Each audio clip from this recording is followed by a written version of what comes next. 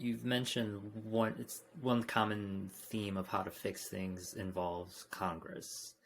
Mm-hmm. And I think the three of us know, current political landscape. Things look a little bit murky when it comes from immigration legislation from Congress. Mm-hmm. It was difficult before, probably even more difficult now, looking at the split in the House and the Senate and the White House. In the next year, 2 years, do you realistically think we'll see any movement on immigration legislation? No. I think that unfortunately immigration isn't.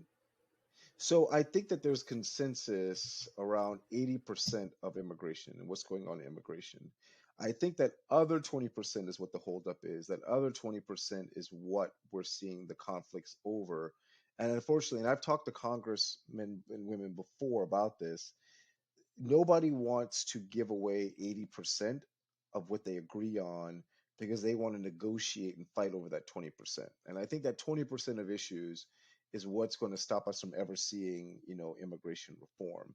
And unfortunately, I think there's this view among immigration attorneys and people who care about immigration is that, well, if the economy gets bad enough, if our labor shortages get bad enough, that will spur people to act.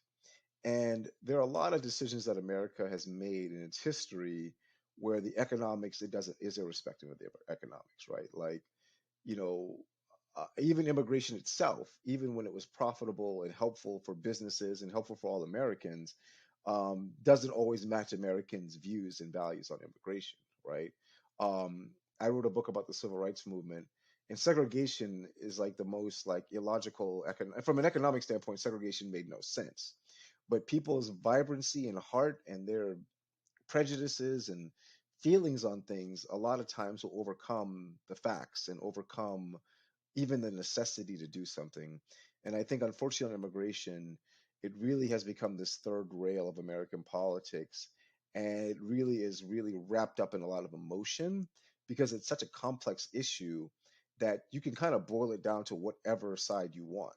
And I think that that is what the conflict is and why it's going to be hard to see any kind of immigration reform. Hey everyone, thank you for tuning in to Immigration and Mobility Decoded. If you watched this video on YouTube and you enjoyed it, please hit the like button and consider subscribing to the Envoy Global YouTube channel for more content like this. Otherwise, please follow us on Apple, Spotify, or wherever you get your podcasts. Thanks everyone.